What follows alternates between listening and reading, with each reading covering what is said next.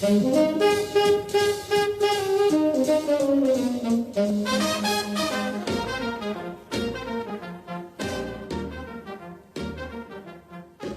podcast is an invitation to feel and experience the souls of famous old Hollywood homes and to have an in-depth journey to the areas where they're located through interviews with longtime residents.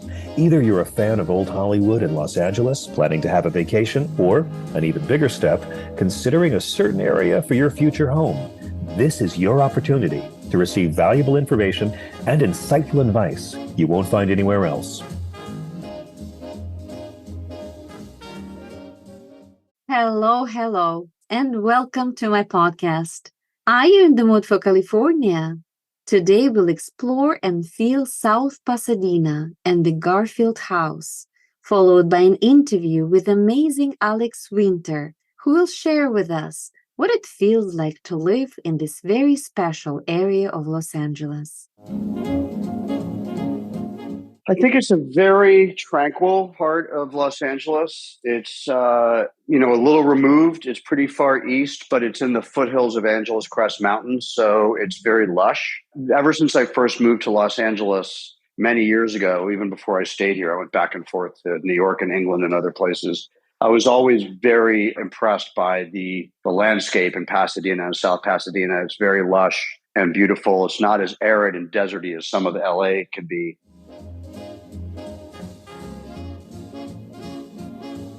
Masha Korpacheva is a California-based realtor and a member of the National Association of Realtors in Los Angeles. She's an advocate for selling and buying homes with soul and practicing mindfulness in real estate. With master's degrees in spiritual psychology and linguistics, Masha brings all of her skills to work with her clients. An intuit and empath, she has touched many lives with her outstanding ability to see beyond the visible and helping to come to better understanding of issues and their resolutions. An adventurous world traveler, from climbing Mount Kilimanjaro in Tanzania to exploring the Galapagos Islands, Masha has a particular passion for the City of Angels. Having landed in this paradise and adopted it as her home, she's been sharing old Hollywood stories since 2007.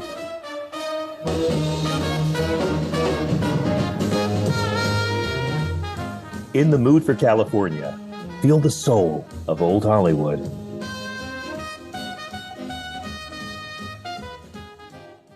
And now, are you ready to experience South Pasadena and the Garfield House? In the heart of Southern California, just a stone's throw away from downtown Los Angeles, there lies a charming community known as the City of South Pasadena. Also known as the City of Trees, it's a place where stunning homes, unique small businesses, and top-notch schools come together to create a mosaic of life that's nothing short of extraordinary.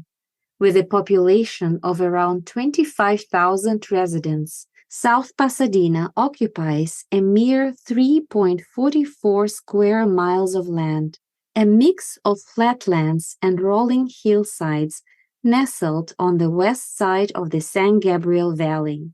It's a small town, yet it's one of California's most sought-after locales. Nature's bounty graces this city with over 100 acres of lush parks and inviting playgrounds that dot its landscape. But perhaps the most mesmerizing aspect of South Pasadena is the canopy of more than 21,000 trees that gracefully line its streets.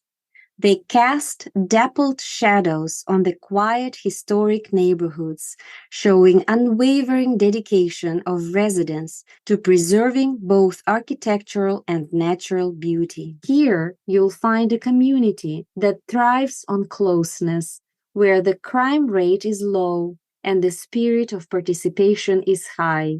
South Pasadena is not just a city, it's a family, small yet proud, fiercely independent and fiercely protective of its identity as a distinct and distinctive community. The tale of South Pasadena traces its roots back to the early 1870s, when the land was part of the San Gabriel Orange Grove Association.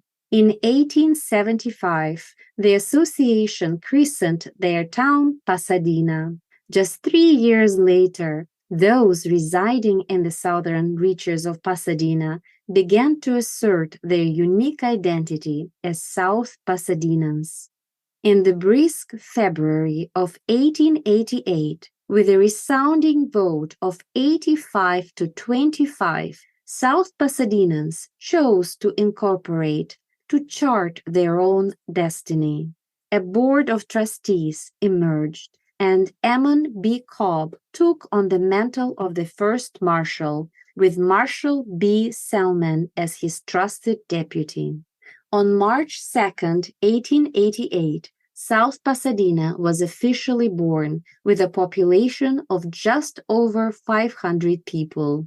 The city's boundaries, established in 1889, remain much the same today, encompassing 3.44 square miles of prime residential real estate. Back in 1876, unimproved land with access to water could be purchased for a mere $75 to $150 an acre. Today, a 4,000 square foot vacant lot in South Pasadena can go up for sale at $400,000. But what truly sets South Pasadena apart is its small town charm and the rich legacy of the late 19th and early 20th century neighborhoods and residences. It's a place where history lives and breathes around every corner, where the past and the present coexist in perfect harmony. This charming city also lays claim to some of the oldest and most historic sites in the San Gabriel Valley. For centuries, its location along the Arroyo Seco served as a gateway for trade and travel for indigenous people and later the Spanish missionaries. In 1847, the adobe structures on the Rancho San Pascual became the headquarters for General Flores, marking the end of Mexican colonial rule in California. In 1888, South Pasadena incorporated the southern portion of the Indiana colony and began its journey as the sixth municipality in Los Angeles County. The city's rise continued with the establishment of the Raymond Hotel and the Costan Ostrich Farm, drawing tourists and new residents to this captivating region. With the completion of the Pacific Electric Short Line, the entire city became easily accessible via the red car stations, solidifying South Pasadena's place as one of Los Angeles's earliest suburbs. Today, it stands as one of the best preserved cities, retaining its small-town charm in the scale of its buildings, its residential streetscapes, and its historic commercial core. Amid the enchanting streets of South Pasadena stands the Garfield House, a place that not only embodies South Pasadena's history, but also holds within its walls the secrets, stories, and memories of generations past. This craftsman-style Swiss chalet, completed in 1904, was designed by Charles and Henry Green, known as Green and Green, the architects who were the masterminds behind some of the most iconic California homes, encapsulating the essence of the American arts and crafts movement. This dwelling story transcends architecture and design. It's deeply intertwined with the life of Lucretia Garfield. She was no ordinary woman. She was the widow of James Garfield, the 20th President of the United States and a Civil War hero. Her husband's tragic assassination in 1881, just 6 months into his presidency, left an indelible mark on her life. Lucretia Garfield was a resilient, independent, and proto-feminist woman who tirelessly preserved her husband's legacy. After his passing, she dedicated herself to organizing his archives, creating what we now recognize as the first ever U.S. presidential library. Her winter retreats to South Pasadena led her to a decision at the age of 72 to build a permanent home in this idyllic area. She turned to the Greens, possibly through their shared Ohio connections, to bring her vision to life. The Greens' craftsmanship and attention to detail are tangible in the house. From the exposed beams to the river rock porch, it embodies the hallmarks of their work. Inside, the home is bathed in natural light, adorned with intricate woodwork, tall wainscoting, and elegant wallpaper, creating a timeless ambience. And while it may not be as intentionally integrated as some of the Greens' later masterpieces, it stands as a unique opportunity for admirers of their work. Notably, it sits next to the Howard Longley House, the earliest surviving green and green design, showcasing the evolution of their architectural prowess. Over the years, the Garfield House has seen its share of transformations. It served as the residence of Madonna's sister for 10 years. In 2006, it became a recording studio producing Grammy-winning albums and hosting music legends, all while preserving its architectural essence. Today, the Garfield House is a living legacy, lovingly maintained to honor the Greens' vision. Even the cedars planted in the early 1900s still stand guard. The home's preservation, both in its architectural integrity and historical significance, allows us to step back in time and appreciate the craftsmanship of a bygone era. It remains an enduring symbol of South Pasadena's rich heritage, where the past is not forgotten but celebrated, and where every corner tells a story that continues to captivate the hearts of all who enter its doors. And here we are. I'm so delighted to have amazing Alex Winter here with me. Alex Winter is a director, writer, and actor who has worked across film, television, and theater. Winter entered show business as a child actor with co-starring roles on Broadway in The King and I and Peter Pan, and came to prominence in movies such as Warner Brothers' hit The Lost Boys and the wildly popular Bill and Ted franchise.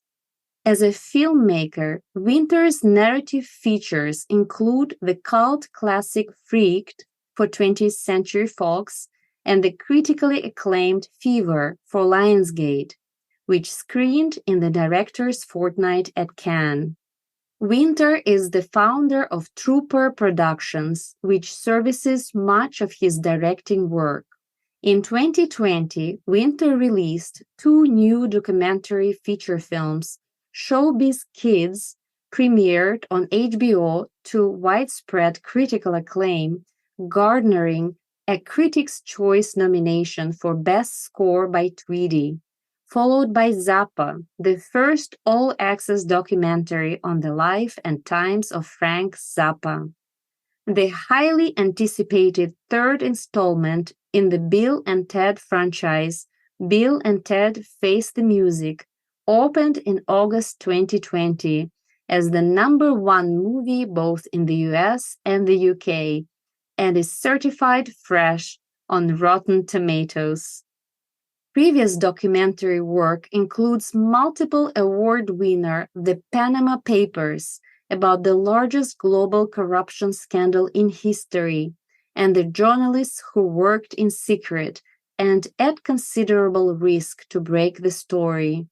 Also in release worldwide is Trust Machine, about the rise of Bitcoin and the blockchain from Breaker Studios.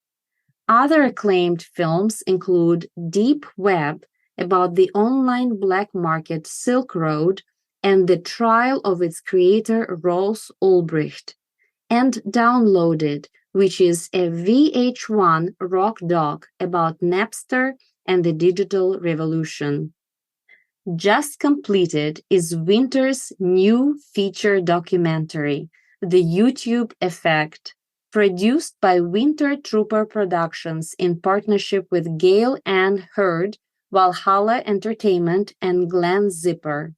The film had its world premiere at Tribeca in June 2022, completed a sold-out theatrical run in July of 2023, and is now being released worldwide on digital beginning August 8, 2023, from Drafthouse Films. Please check out Alex Winter's website, www.alexwinter.com, and you can also follow him on Instagram at ALXWinter. Alex will share with us what it feels like to live in South Pasadena. Hello, Alex. Hi, how are you? I'm very well. How are you? I'm good. I've been racing around all over the world, but I'm home, so I'm happy to be back at home. Wonderful. And you're home in beautiful South Pasadena that is so famous for its charming neighborhoods and community-oriented environment. So I'm sure you're very happy to be back home. And I am. It's a sanctuary. So it is always good to return here. So, Alex, what drew you personally to establish your home in South Pasadena in the first place? Yeah, I come, my whole family's in the entertainment industry, and I really need a place to go when I'm home that isn't in the industry, that is quiet and removed from the craziness of the business. And that's why we're here. We have kids, and it also allows our kids to be, the school system here is really great. And it allows our kids to be, in the schools here, which are really great, and also kind of away from the entertainment industry, which is important to me, so that they can have a normal childhood as much as possible. Right. They can have a normal childhood and you can take a breath from your work. Exactly. Yep. And is a real sanctuary in that way. So, Alex, how would you describe the vibe and atmosphere of South Pasadena? Imagine someone who has never been there. How would you describe it to them? I think it's a very tranquil part of Los Angeles. It's, a little removed. It's pretty far east, but it's in the foothills of Angeles Crest Mountains. So it's very lush. Ever since I first moved to Los Angeles many years ago, even before I stayed here, I went back and forth to New York and England and other places. I was always very impressed by the landscape in Pasadena and South Pasadena. It's very lush and beautiful. It's not as arid and deserty as some of LA can be. So it's when you're here, it has a tranquility because of all of the foliage, and you're kind of nestled in amongst trees. And so it has this feeling. It's not really suburban because, it has a suburban quality because it's outside of kind of the major part of the city, but it has a very tranquil and lush atmosphere because of the landscape. Yes, absolutely.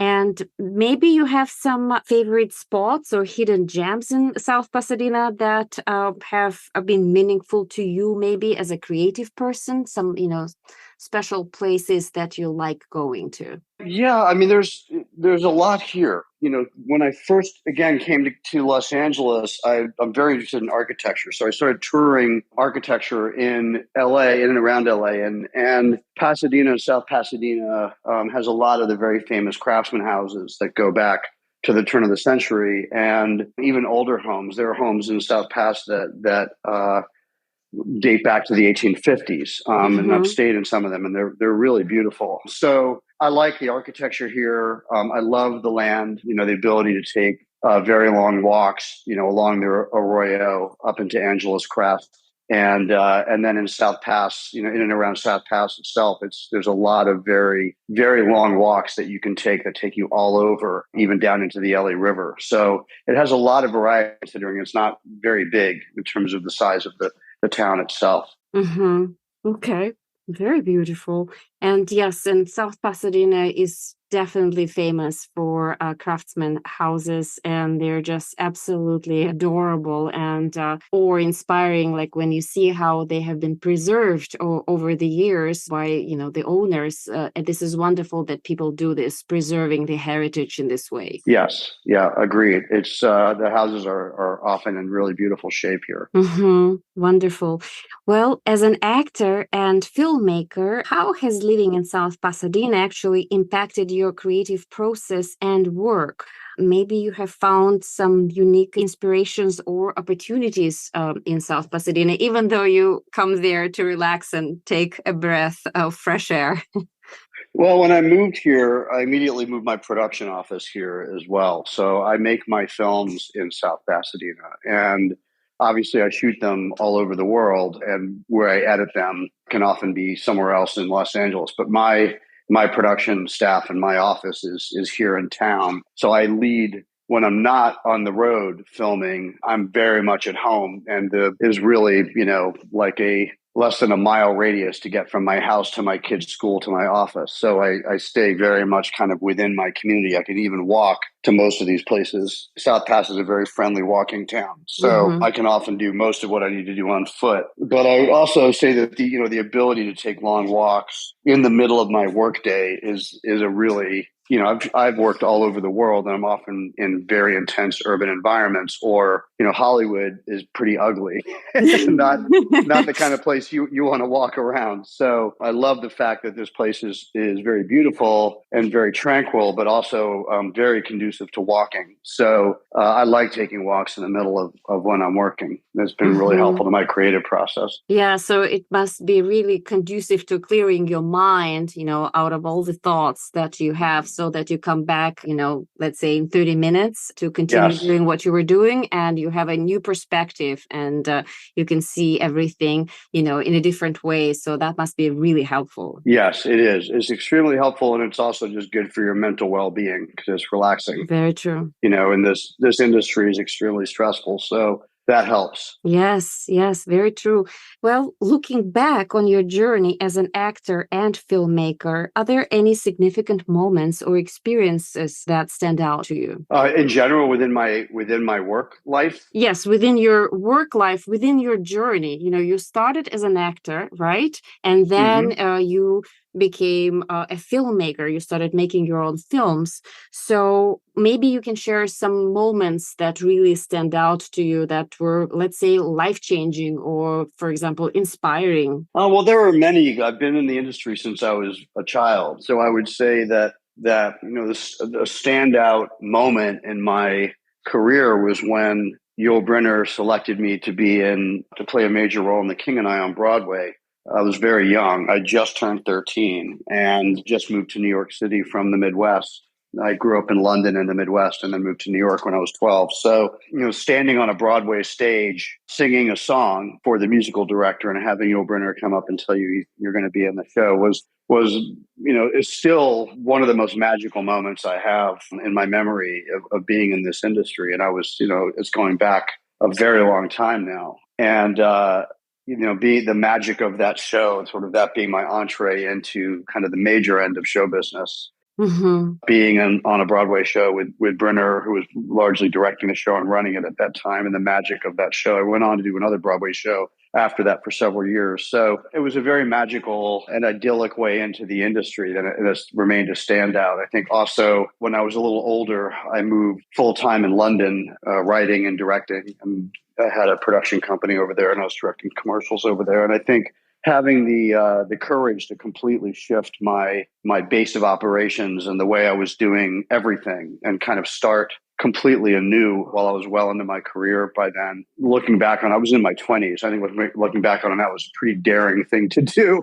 Yes, very. But I'm grateful that I did it, and it was a really amazing time in my life. I was just back in London with my new documentary, and walking the streets of Soho, where I worked for so many years, just sort of refills me with inspiration, because it was such a great time in my life to just kind of completely upend everything and start over from a different direction. So I think having I've done that several times in my career, and I've never regretted it. It's always given me fresh perspective and kept this industry fresh for me and my creativity fresh.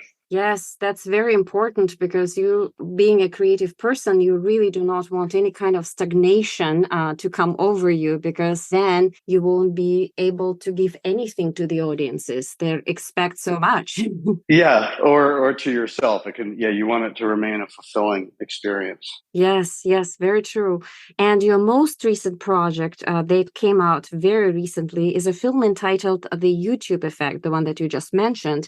And it addresses the impact of social media and digital platforms on society. So it's a very, very serious topic and undertaking. So could you please tell us a little bit what inspired you to create this movie, and what message or theme are you hoping to convey with this film? I've made several films around the area of new technology. This is my fourth feature film in that area. And these films have largely been about looking at the implications of new technology on society in one way or another. Gail Anna Hurd, the producer, the great producer, of Terminator fame and Walking Dead and all that, she approached me about collaborating with her on this, and it was an area that I had done quite a bit of research into and felt I had a good understanding of it, and that it was time to really examine this particular platform closely, as it is by far the largest media platform on the planet. And I thought it was important to take a closer look at what its impact has been on society. Mm-hmm. And so what is your message? Well, I don't know if I don't usually have like a single message. I'm more interested usually in creating questions. Okay. I want the audience to be activated and to have an emotional reaction to the story, in terms of how I cast it with people who I think they'll be able to connect with on an emotional level, to put a human face to stories that can often be very dry or technical or feel kind of impersonal. There's always people behind these tech stories, and they're usually very compelling people. So I think that was an important thing for me to look at. I think in terms of some of the themes that we're playing within this film, it has to do with, how much society is directly impacted by the influence of huge tech platforms, and whether that's a positive or a negative, and also what's driving those companies to put this kind of content forward in the first place. So, it raises a lot of issues around where we are right now as a culture, and some of while Google and YouTube are doing they're doing an enormous amount of good, there's also been quite a bit of harm, and we're looking at the harms as well. Mm-hmm. Very true. And it is so obvious to you that you are such a deep thinker, and that you're so conscious, of what is going on around you. And you're also very society oriented. So in a way, that the way you just described it, that you would like to pose questions, so people would question what is happening around them, including, YouTube specifically, the biggest platform that we have been using for several years now. Yeah. Posing questions, that was actually something that Socrates did in his philosophy, because he would never really state anything per se, but posing questions is actually the thing that helps people to learn the most about themselves. And as we continue to evolve, the way you were describing your creative process, that you do not want to be stagnant, and then you take the courage to change your career path sometimes, even though they're interwoven in many ways, but not to be stagnant. Yes, that's true. Yeah, not to be stagnant. We have to ask ourselves questions. And, with you actually posing these questions to people, in a way helps the society not to be stagnant. That is beautiful. Oh, thank you. I think that would be an amazing aim, something to aim for, right? Yes, very true. We're sleepwalking so much. It's like, we need to be shaken up a little bit sometimes. And it's like, oh, what's going on? What is this? Oh, this is a nice video I'll watch. But the way you presented the movie, and I was very deeply touched. It made me feel like very pensive, I was like, wow, this is huge, It will take some time to really digest. Yes, I think that is the idea, is it's not just a quick watch. I think it hopefully roots itself into people's consciousness a little bit. Yes, yes. Well, thank you for being so aware and so conscious and sharing it creatively with all the people that perceive your art and your artistic vision. So thank you for doing that. Oh, thank you. So, Alex, my next question to you would be, what advice would you give to aspiring actors and filmmakers looking to establish themselves in the industry while staying true to their unique artistic voice, something that you have been doing for many years now? I think, having other interests and other things in life besides just the industry is very important, whatever that is. And, things that you're passionate about, having a community, a group of people whom you trust and, who you have their back and they have your back, also very important. And those people don't need to be in the business. It's sometimes better if they're not in the same business as you. And, and then I think the thing that has helped me more than anything else, and it's a learning curve. So sometimes you learn it the hard way, but is that, life is really change and flux, and that is the natural order of things. And so to have your expectations not be so fixed that when things don't go the way that you're expecting them to go, it doesn't crush you or stop you from continuing along on your path. To be ready to adjust to change as it comes, because it will come and it will come constantly. And that has been a very helpful lesson for me to learn, that has kept me moving, is that things will shift and they will shift in unexpected ways, and you need to be able to shift with them. Yes, yes. And to be persistent, as you said, in other words, and to persevere, because if you quit, you will never know where you can be. That is certainly true. Yes. And there are so many obstacles basically in every career you decide to take on, unless you decide to, get a job, that will be different. But if you're an independent contractor, and especially if you're a creative person and you work in the arts, it's like you have to adjust and adapt and figure things out and be multidisciplinary to support yourself and and to persevere. That is true. Yeah, as almost any field, that's good advice, I think. Very true. Well, thank you so much for sharing this advice. I hope it will help, the listeners to continue to stick to their passions and continuing to doing what they like the most, because it's so easy to want to quit, but to stay with it and to hope for the best and be positive is, something that we need to have some encouragement from other people too. Yeah.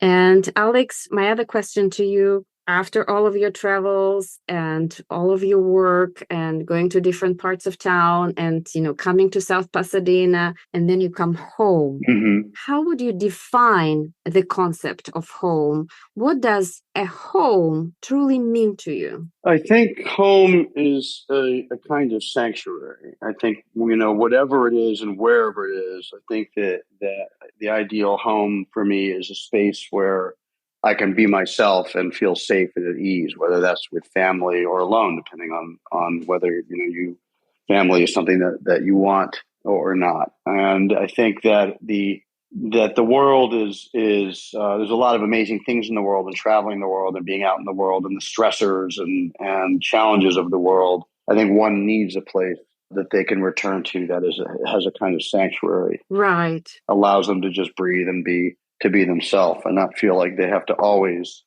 be on guard or prepared to be in the world on some level. So I think that's very important. And that you can find that in any environment. That can be in the middle of an urban environment. It can be in a small place, a big place. It can be a place that you share with other people. But I think that one needs a sanctuary. Yes, very true. And do you have a specific place at your home that you're really drawn to? What would you say is the heart of your home? I mean, obviously, my bedroom, obviously, I think for most people, that's kind of the epicenter or the heart of one's own space. But in my house, because I do have a family and I do have kids, the heart of this house is our kitchen. And cooking for the family is something that my wife and I both love to do. And we all kind of live it's where I'm talking to you from. It's where we all basically live. Right. And it's really the beating heart of the house. So, I'm happiest cooking, and I'm happiest when I'm, with my family and in the kitchen, sort of in and amongst the heart of the family. Yes, yes. And thank you so much for sharing the heart of your home and having this conversation with Yeah. me from the heart of your home. This is very special. Of course. Yeah. So, Alex, I have a few blitz questions to you about South Pasadena, and they are, the first question is, what is your favorite store? I think my favorite store in South Pass is Videotech, which is now leaving, which is heartbreaking. It was, it's one of the greatest video stores in the state, probably one of the best in the country. But it's, I think they're losing their lease here and they're moving to another part of town. But that has been a staple of South Pass for many years, and I will be very sad to see them go. But that's been my favorite store here. So I would recommend to people that they follow them to Eagle Rock when they go, because that's where they're going. Oh, they're moving from South Pasadena to Eagle Rock. Okay, well, that's good to know. It's not too far. Yeah, not too far. Yeah. Okay, what is your favorite restaurant in South Pasadena? There's a lot of good food here, though I would say that my favorite restaurant is also a boutique of sorts, and it's called Nicole's. And it's a French cafe that also has a shop that has a lot of Parisian and other French delicacies and really good butter and baked goods and all kinds of things that you can cook with them, because I cook a lot and I like cooking French food. I like raiding that store, but it's also a very lovely place just to sit outside and have an excellent coffee and an omelet. So it's not, I'm not giving people a tip on some super fancy place, but it is very, very special. Wow, it must be very authentic too, the way you're describing it. It is, yeah. It is a little bit like being in Paris. And certainly the food that they choose to have in their shop is very high quality. Very nice, beautiful. So would you say that they have the best coffee, or do you have another coffee place that you would recommend? I love their coffee, though my favorite coffee shop in South Pass is Jones on Mission Street. Jones Coffee is really good. And this shop is very well run, and it's a very friendly service and a very nice atmosphere. And they have people playing jazz piano oftentimes on the weekends. And nice. It's a good communal spot in South Pass. Very nice. Jones Coffee. Okay. And you did mention that you love going for walks, and that's what helps you to clear, your mind. So do you have some favorite streets maybe? I like, anywhere along the Arroyo is spectacular. So, those areas, the flats of Pasadena, of South Pass, where some of the oldest architecture are beautiful to walk on. So you can really walk all of South Pass and not see anything that isn't special, I think. Even if you go all the way down Mission and break off onto side streets up and down off of Mission or around the flats of South Pass, Diamond, and Meridian, and all of those streets. But the hills of South Pass are also really beautiful, and they have a spectacular view of the Angeles Crest Mountains and all of the Arroyo, all the way up to JPL, the Jet Propulsion Laboratories, which is at the top of at the base of Angeles Crest Mountains. So it's a very expansive, you almost feel like you're in Colorado sometimes, especially in the winter when those mountains are all snow-capped. It really doesn't feel like you're in a major city, which I love. So I like sort of walking all over South Pass, but I really love going up into Angeles Crest, and there's waterfalls, and I have dogs, so I take my dogs up there. There's really good places to hike, and that's 10 minutes from my front door, so I can't complain. Nice. That's very close. Yeah. Wow, that's the best part of it. You don't have to drive for hours and hours. You really don't. It's right here. Yeah.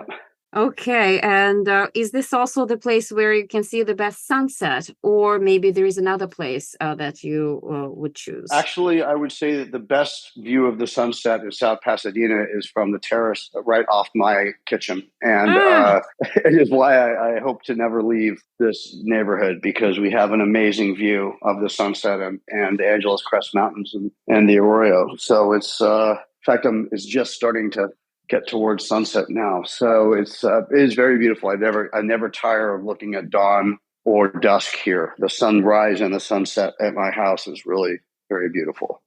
Wow. Well, you were talking to me from the heart of your home, and now the sunset is approaching, and it's just a very magical moment. And thank you so much for sharing your heart and sharing your creativity and sharing advice. I really, really appreciate you taking the time, out of your extremely busy schedule to have this conversation with me today. Of course. Yeah. Thank you for having me. It's been really nice to chat. And I'm wishing you all the very best in your future endeavors and best of luck with everything that you're doing. Thank you. I appreciate it. Thank you, Alex. Bye-bye. Okay. Bye-bye.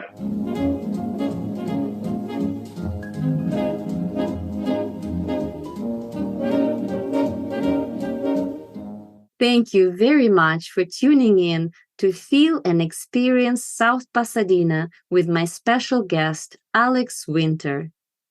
If you enjoy my podcast, In the Mood for California, please sign up for future episodes at your preferred platform and please leave your feedback. I really appreciate your time and support.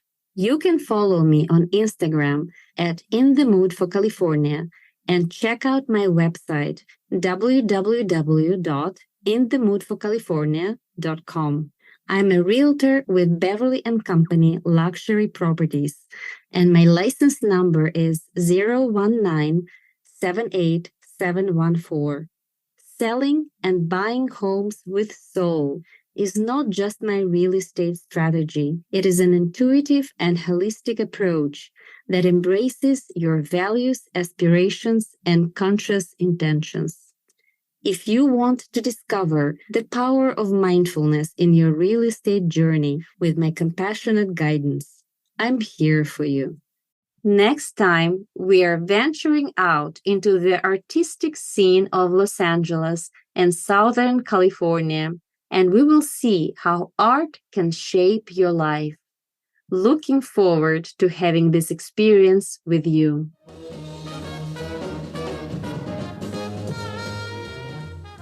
In the Mood for California, feel the soul of Old Hollywood.